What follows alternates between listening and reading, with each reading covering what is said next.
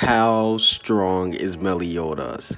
So today I'll be doing a video discussing how strong is Meliodas, because with some of the recent events in Seven Deadly Sins, he has become one of the strongest characters in the series. But how strong is Meliodas truly? And today I will be telling you guys where he stands when it comes to the power rankings in the series. Now, we see his first major fight was against Hendrickson, and the reason why this was his first major fight was because this was his first time going completely all out. Yes, we've seen early on in the series when he fought up against people like Gil Thunder, Diane, or even Bond, he never really went to this extent to defeat them. But with Hendrickson, we saw that he had to use his revenge counter at full power. He had to take that big of a beating, and this was really a good fight to show off Meliodas' endurance and how much of a smackdown he could take. So I definitely do have to say that his first major battle was a huge W on his part, but then we see that he takes a major L. Yes, Meliodas takes a major L to Galen, and to be fair,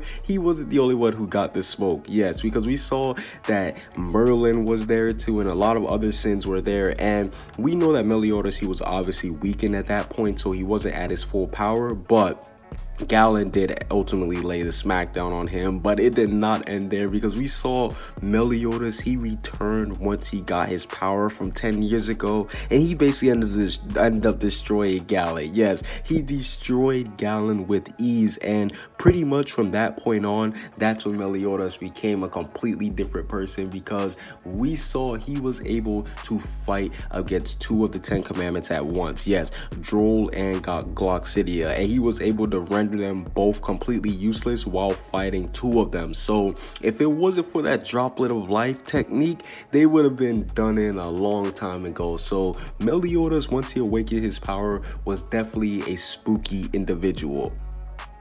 But speaking of spooky moments, we have to talk about him versus the 10 commandments, because this was a major L on his part. But to be fair, he was fighting 10 of the strongest demons in the demon clan, so I don't think there's too many people who could hold their own against those guys. But we saw that Meliodas, he pretty much got killed at that moment by Estarossa, so that was his biggest loss in the series.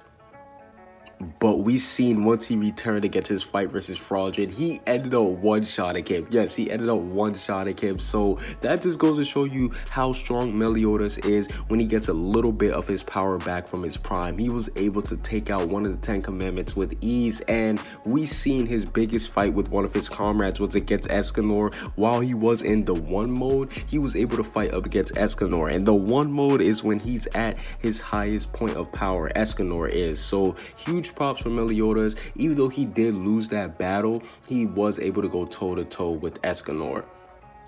And one of the most epic moments in the series was seeing Meliodas just straight up defeat Zeldris and Estarossa at once. Yes, because we've seen that once he awakens and declares his declaration of becoming the Demon King, Zeldris and everybody else is against it, but Meliodas with one swoop of power just puts them both on the ground to tell them to kneel down to him. So that was a very big moment, because it was basically everybody swearing their allegiance to Meliodas because of his power.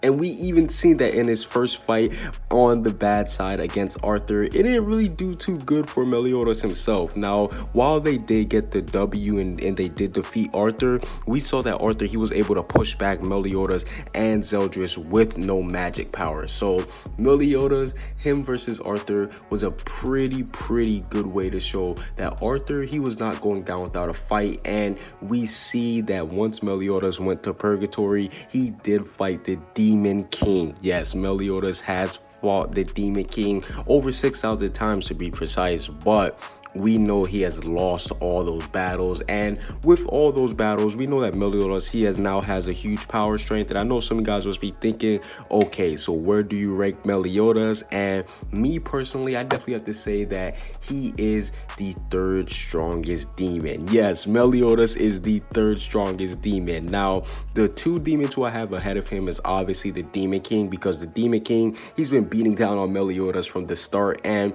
if it wasn't for this little friendship speech that he's just now doing, Meliodas would have been done in by the Demon King a long time ago. So I think it's safe to say that he's above him. But the second demon who I have over him is the original demon, simply because we know that he basically was a derivation of the Demon King's power. And we know that we never even seen him at full strength, but he was able to fight up against everybody while he was pretty much being destroyed at the same time. So the original demon is definitely someone that's overpowered, and we know that he is responsible for teaching Meliodas too. So overall, how strong do you guys think Meliodas is? Do you guys think that he's the third strongest demon? Do you guys think that he's stronger than that, or do you guys think that he's even weaker than that? Comment what you guys think down below. Subscribe if you haven't. Peace out.